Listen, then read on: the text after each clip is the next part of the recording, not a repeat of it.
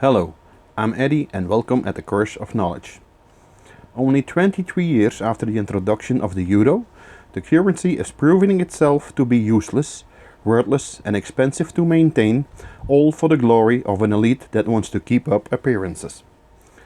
The European Union, once established to become a great economical power, has lost all its luster since they shifted into second gear. The urge to enlarge the eurozone and the transformation of an economic into a social union has brought much of the misery to European taxpayers that we see today. When most Europeans had no say when the EU was founded, most were not against any sort of economic union. They all saw the benefits of a union with open borders, free travelling and free trade, according to the Shengen zone agreement. The freedom to travel without border control was a big step forward for the Europeans. Trade and transportation was made much easier and many border delays disappeared. And then 2008 happened. The US housing market bursted, creating the big financial problem by an unthinkable load of mortgage-backed derivatives that were bundled into high-risk loans. An American problem imported into the European Union. High-risk loans bought by European banks that had no clue of what they were buying.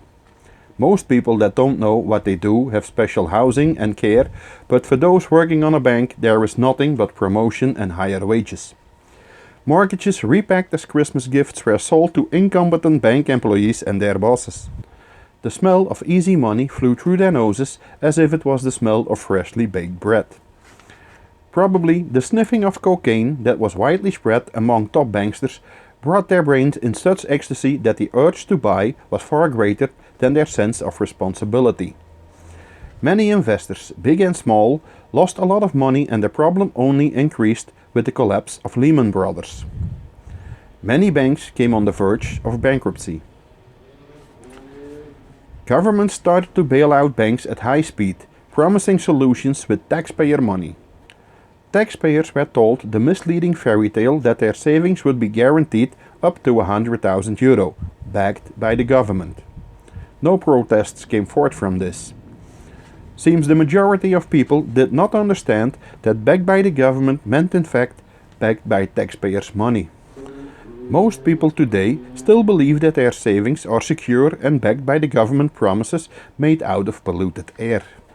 It is hard to realize that most people that have lived through so many government lies still put faith in a system of lies and deceit. A system where politicians promise heaven on earth before the elections and give them hell on earth after the elections. It goes this way for almost 2 centuries in our country and still do politicians get away unpunished for their deceit. Quantitative easing over and over again to stimulate the economy has only led to a doubling of the debt ratio. Central banks bought and are still buying bonds with unthinkable amounts of digital money. When a product is made for mass production, it loses its quality and with it its value. The same thing goes for the US dollar and the euro. A so-called pandemic created a public fear urging governments to act. Most governments started to take action and install lockdowns and all sorts of measurements that costed and will cost billions of dollars, creating a new pandemic, a pandemic of debt. Central banks were eager to give loans to countries but caused another digital money creation by the billions. Lockdowns shut down businesses then and even today. The halt of production continuity started to give supply and delivery problems. Prices of wood and steel went ballistic. Never in my lifetime have I seen such high prices for standard building materials. Even the price for scrap metal was unseen since many decades. And then the Russians went to the Ukraine. Next to the pandemic that was blamed for the soaring national debts, they found a new scapegoat to blame for everything. Blaming Russia for starting a war with Ukraine is one thing. Starting to blame Russia for all supply and food shortages is another. The West failed in capability to answer with reason and created an energy crisis of which we have not seen the end yet. Sanctions to hurt the Russian economy have all failed miserably. The weapon deliveries to Ukraine for fighting Russia is only bringing more death and destruction to the Ukrainian people. European measures to expand their territory with countries afraid of Russia would mean that existing treaties with Russia are broken. These European measures only delay a chance on peace between Russia and the Ukraine. Neither the European Union nor the United States are speaking the truth.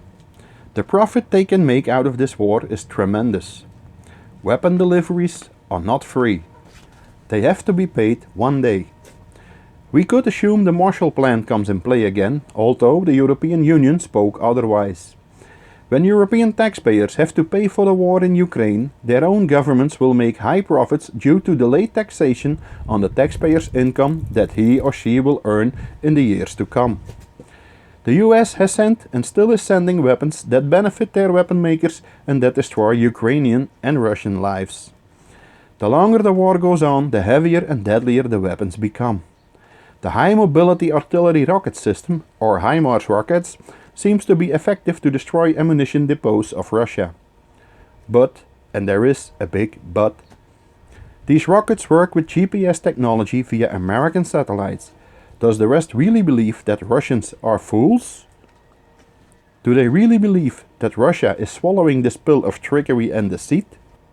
Western sanctions towards Russia and war support to Ukraine, together with the expansion plans of the EU, can easily be seen as a silent declaration of war to Russia. Enlarging US troops from 40,000 to 300,000 is something you do not likely. We may not forget that present time is very similar as prior to World War I. Only space, time and politics are slightly different. The West seems to be sure that many countries have taken their side, as well as they are on the side of Ukraine. Let us not forget that the West has a delusional view of their capability. There still is the Chinese threat to Taiwan as well.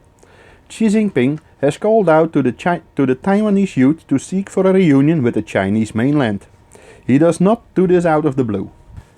Even Xi Jinping knows that the world's youth is losing their faith in capitalism and that the general political ideas of today are in line with the socialistic system of equality and a liberal meaning of divide and conquer.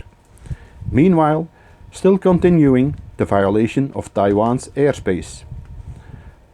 Let's not forget the construction of newly formed islands to install military bases to gain control over the whole Chinese Ocean.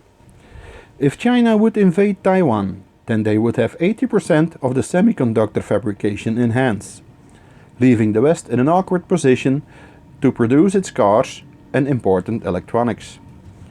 Russia, together with China and the massive Chinese investments in Africa, are already a giant threat to Western manufacturing. Even Australia, as a member of EUZO, cannot deny its resource market to China. As a close neighbor of China, that would be political and economical suicide. Even Australia's political management at this time is existing without any form of democracy and freedom for its own people. Australian citizens are sold out to the highest bidder, and for now that is a semi-communist geopolitical stand. Another point of concern is the Joint Comprehensive Plan of Action, also known as the Iranian nuclear deal. The very soft approach of the Biden administration has given Iran the opportunity to enrich uranium to build nuclear weapons. It does not mean that because they have not built one yet, what is extremely doubtfully, that they are not ready for production. Even I can feel it on my water that they are ready for production. A little more than a decade ago, the Americans were on top of controlling Iran in the nuclear deal. Very often, even before the Trump administration, there were plans to bomb Iran's nuclear facilities.